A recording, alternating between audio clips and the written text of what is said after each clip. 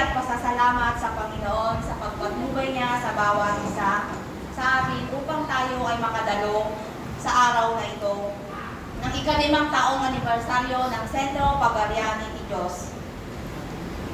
Ang araw na ito mismo ang pagkakatatag ng ating lungguyan. Another year and another milestone at para sa ating lungguyan. Bawat taon ay ibang kabanata at ibang pahina ang sinusulat at binubuo ng kasaysayan ng ating lungguyan. This year, we have a new set of officers that I would like to congratulate. I just want to remind you all that this is not a position, and do not let yourself just a decoration.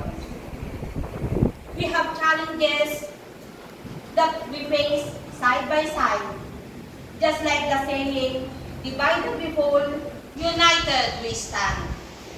And that I would like to thank each and every one of you, including members for all the sacrifices and endeavors, dedication and contribution, not all in the terms of financial, but most of all, the concerns in the growth of our Sentro Pagariani Diyos, just like the growth of each other faith.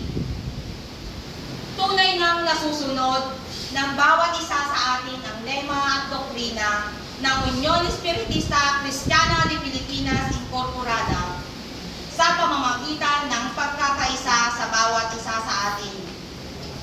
Ay kaya nating lampasan patungo sa hangarin ng bawat isa na mapaunlad ang ating espiritu upang makamit ang inaasam-asam nating buhay na walang hanggan.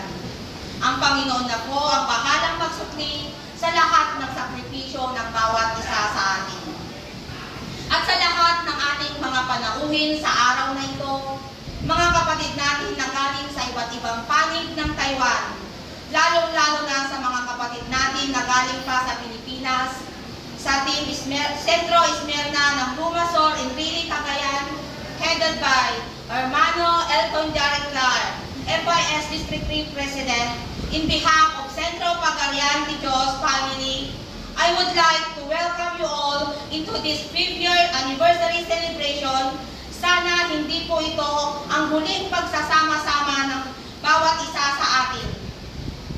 Sa pasasalamat at sa pagdakila ng ating Panginoon. Again, to all of you, welcome, welcome, and welcome. Madaydayaw ni Diyos, mapagpalang oras po sa ating lahat mga